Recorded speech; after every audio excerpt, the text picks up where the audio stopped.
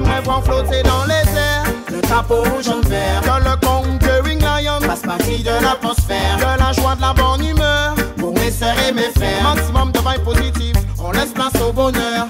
J'aimerais voir flotter dans les airs le drapeau rouge jaune vert. Que le Conquering Lion fasse partie de l'atmosphère. De la joie, de la bonne humeur pour mes sœurs et mes frères. Maximum de vibes positives, on laisse place au bonheur. Alors moi je suis artiste reggae afro-caribéen qui vient de Martinique plus précisément. Je suis né, j'ai grandi là-bas, j'ai grandi jusqu'à l'âge de 18, enfin entre 18 et 20 ans que je suis venu sur Paris et que j'ai voulu un peu exporter un peu la musique que je faisais, proposer un peu à un plus large public la musique que je faisais. Donc je suis monté en France vers 97-98 à peu près. Et bon, à partir de là, j'ai essayé de faire partie un peu de la scène Sound System à Paris. Donc j'ai eu l'occasion de faire les salles comme l'Espace Confluence, Masséna, tout ça là, quand je suis arrivé. Quand je suis monté, j'étais avec des amis aussi comme Lord City, Daddy Mori, Azrock. Ce sont des gars que j'ai check quand je suis arrivé en France. Avec Soundcom aussi, mon frère de route. Et bon, depuis 97-98, j'ai sorti un album en 2001 sous le label, avec Sequel, sous le label de Small, de Sony Music, qui s'appelait Yon Payon à cette époque. Il y avait le morceau La Caraïbe dessus, donc c'est un morceau que peut-être que justement qui sert de référence pour ceux qui ne me connaissent pas, qui faisait La Caraïbe ne nous appartient pas, on n'a jamais dit ça, c'est uniquement pour travailler qu'on nous a emmenés là. Abolition de l'esclavage physique, théoriquement on l'a, chacun fait maintenant ce qu'il veut, moi je veux rentrer chez moi. Voilà, Yannis Odoua. Alors ça s'est fait très simplement en fait, j'avais mon cousin qui est mort l'année dernière, Daddy Irie. C'est lui que je suivais en fait au début en allant le voir en prestation sur un sound system surtout. Précisément, ça se passe dans les années 86, 87. Moi, j'ai commencé en 88, donc voilà, j'ai commencé un peu en le suivant, en allant le voir en prestation. J'aimais le voir sur scène, tout simplement. En fait, mon amour de la musique est venu par le fait d'aimer le voir performer sur scène. Et moi, je me suis retrouvé, en fait, le micro à la main en allant le voir, tout simplement. Un jour, je suis venu le check après sa prestation. Il m'a dit, ah, t'es là. Il est remonté sur scène, il m'a présenté, il m'a donné le micro. Donc, depuis, je ne l'ai jamais lâché. C'est comme ça que ça s'est passé pour moi. Donc, tu as sorti ton premier album, tu avais 13 ans. Ouais, premier album à 13 ans. Qu'est-ce qu'on raconte dans ces chansons à cet âge-là? Eh ben, j'avais un bon professeur à cette époque qui était justement, comme je disais, Daddy Irie. Bon, à cette époque-là, j'avais fait un album de 5 morceaux. Il y avait un morceau qui parlait du phénomène du crack qui prenait de l'ampleur chez nous en Martinique à cette époque. Un morceau qui parlait d'amour aussi, qui disait que bon, qu'il n'y avait pas d'âge pour être amoureux. Un morceau qui parlait de la détermination aussi, en fait, de la détermination, en fait, tout simplement de l'amour que j'avais pour la musique à cet âge-là. Qu'est-ce qui m'avait inspiré, pourquoi je voulais faire ça, tout simplement. Et un autre morceau qui parlait un petit peu des petites galères qu'on pouvait avoir à cet âge-là, quoi. Donc, c'était un peu varié, c'était juste un petit univers, façon, bon, pour un petit gars de 13 ans, quoi. Je me souviens un peu des paroles, ça faisait, bon, c'était en patois de chez moi, ça faisait des pions de temps, ça nous toute la rimache, qu'a fait la une de tout journal là, Martinique, crac là et puis coq là, cayen qui amplifié, alors Babylone Soca attendement d'où pour répliquer, baba moi crac, j'ai le mana, baba moi crac. Ouais, ça, c'était un exemple d'un des premiers morceaux que j'avais sur cet album-là, en 92. Il y avait un autre morceau qui faisait je suis jeune, j'ai de l'ambition, je veux devenir DJ, en faire comme les grands qui m'ont impressionné. Tous ceux de mon âge, soyez attentionnés, car la relève maintenant, je viens assurer. Mon choix est fait et personne ne pourra me stopper. Etc. Donc, c'était vraiment les problèmes, les petits problèmes qu'un petit garçon de 13 ans il a, qu'on a essayé de retranscrire en musique. Voilà. Quelques années plus tard, tu as collaboré avec Lord City, Tikenja Fakoli. Comment se sont passées ces rencontres, ces collaborations? Eh ben, Lord City, c'est très simple. C'est un ami que j'ai depuis ma plus tendre enfance. Nos parents et nos grands-parents se connaissaient déjà, donc qui fait que bon, ce sont des amis de la famille, quoi. Donc il m'a servi aussi, en fait, en arrivant en France, il m'a conseillé sur pas mal de choix à faire aussi, puisqu'il connaissait déjà un peu le milieu. Donc à ce niveau-là, il m'a vraiment guidé. Et bon, Tiken Jah Fakoly, par contre, c'est une autre histoire. Comment dire, en fait, c'est une collaboration qui s'est faite de par, en fait, moi je l'avais croisé sur scène, je l'avais croisé, non, je l'avais vu sur scène, en performance, en tournée, et quand il préparait son album France-Afrique, en fait, on nous a invités, enfin, à participer sur un morceau avec Tiken Jah, qui a donné le morceau On en a marre. Et c'est depuis là, en fait, que je l'ai vraiment rencontré, qu'on a pu faire cette collaboration-là, cette aventure-là ensemble, quoi.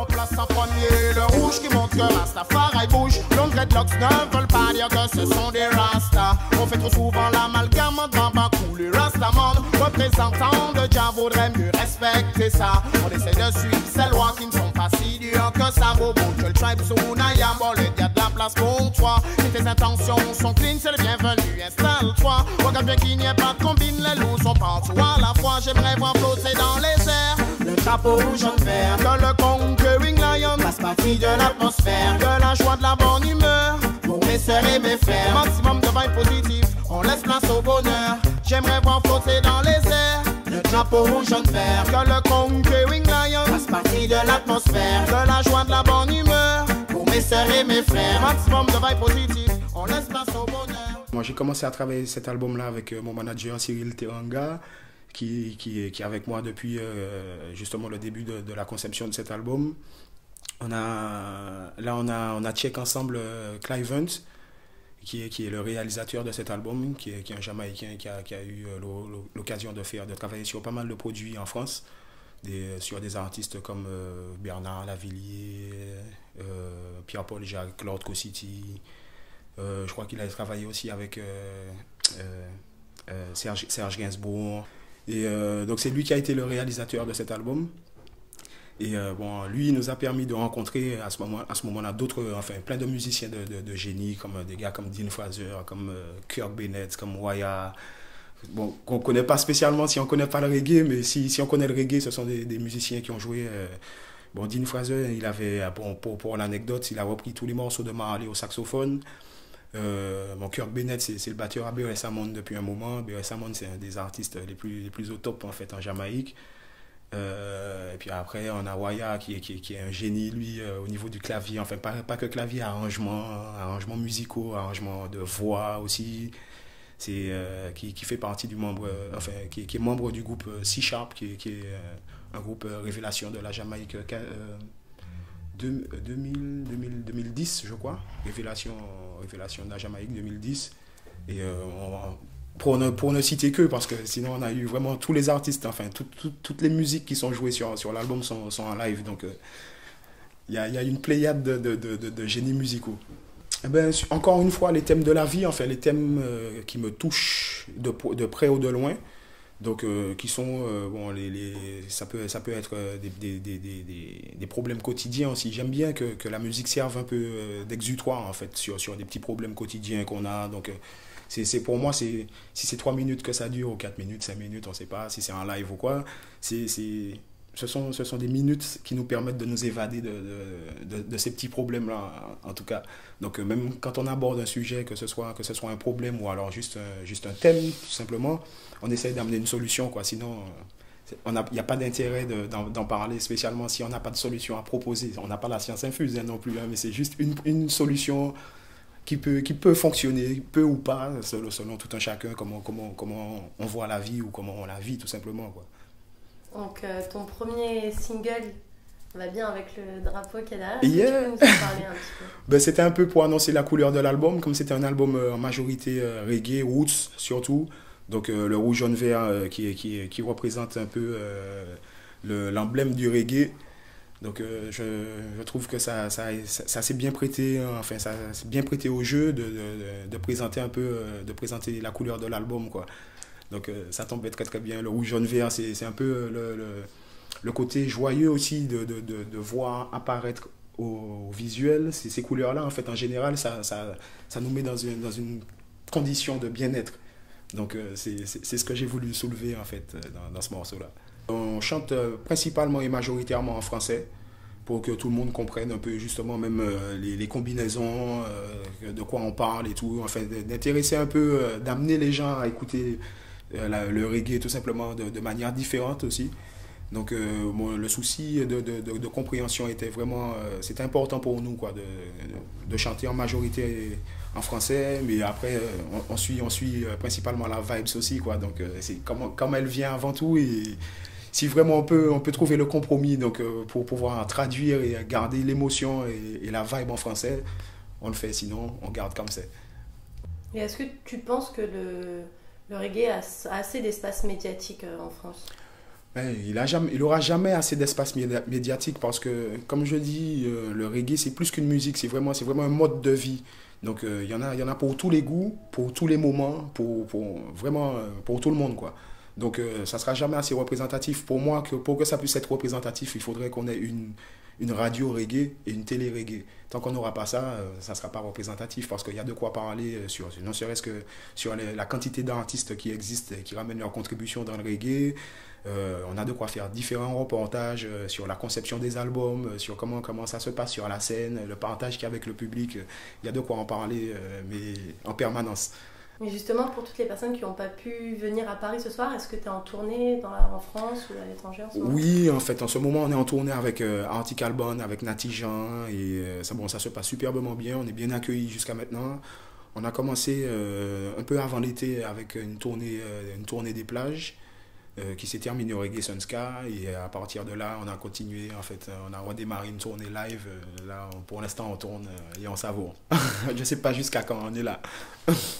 Deuxième position, le jaune symbole du soleil qui rayonne. Le 90 sur son trône, sa magnificence impressionne. Vu tout l'amour qu'il nous donne, pour lui y'en a qui rit-jaune. Jusqu'à maintenant, nous pardonne dans l'espoir qu'on se perfectionne. C'est peut-être le dernier rappel avant que toutes les cloches sonnent. Peu de temps pour les querelles, y'a plus de race, y'a que des hommes. Ça d'un complexe excelle, donc sont contents de ce qu'on leur donne. L'argent et l'or ont leurs fidèles qui veulent en avoir des tonnes. J'aimerais voir flotter dans les airs le drapeau rouge en vert. Que le conquering lion fasse partie de l'atmosphère. De la joie, de la bonne humeur pour mes sœurs et mes frères. Maximum de vibes positives, on laisse place au bonheur. J'aimerais voir flotter dans les airs le drapeau rouge en vert. Que le conquering lion fasse partie de l'atmosphère. De la joie, de la bonne humeur pour mes sœurs et mes frères. Maximum de vibes positives, on laisse place au bonheur. This one is a special, straight come from West Indies, modern in Africa, Yannis Odoa. Yeah man, j'entendrai le moment idéal pour te dire que t'es un vrai régal. J'aime passer du temps avec toi, Gyal. En ta présence, on écoute neonest.fr. J'attendrai le moment idéal pour te dire que t'es un vrai régal. J'aime passer du temps avec toi, Gyal. En écoutant neonest.fr tous ensemble. Yeah man, ça fait longtemps que j'attends pour t'avouer mes sentiments. I got this old one straight sur neonest.fr. Yeah man, big up!